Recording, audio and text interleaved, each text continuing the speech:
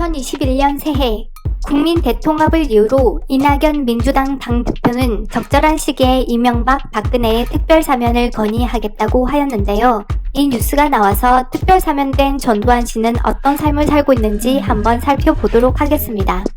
5.18 광주 민주화운동을 유혈 진압하고 12.12 군사 반란을 일으킨 죄를 포함해 13개 혐의로 전두환 씨는 1심에서 사형을 선고받았으나 최종 무기징역과 2,205억 추징금을 확정 판결받아 수감하게 되었습니다.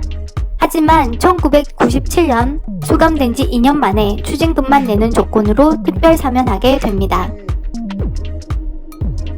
사면된 후 그는 어떤 삶을 살았을까요?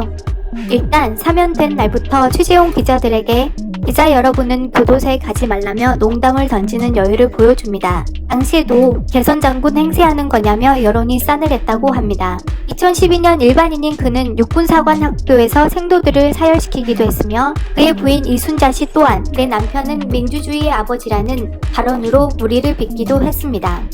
12.12 쿠데타를 기념하는 파티를 열어 또 국민들을 분노케 하고 골프치며 고가의 양주 파티하는 모습이 포착되기도 했습니다. 2017년 회고록을 펴내 5.18은 북한군이 개입한 반란이자 폭동이라는 주장을 하였지만 헬기까지 동원해 시민을 죽이기 위해 무차별 사격까지 한 것이 밝혀졌습니다. 이 회고록에서 조비오 신부를 명예훼손한 혐의로 기소되었고 1심에서 징역 8개월, 집행유예 2년을 선고받게 됩니다. 하지만 즉각 항소하여 지금도 재판 중에 있습니다.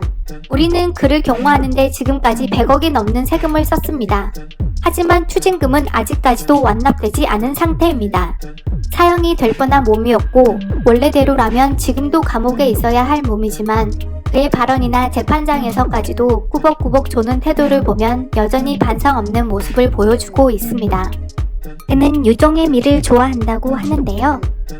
유종의 미란 추징금도 완납하고 자신의 과오도 반성하는 게 아닐까 싶습니다.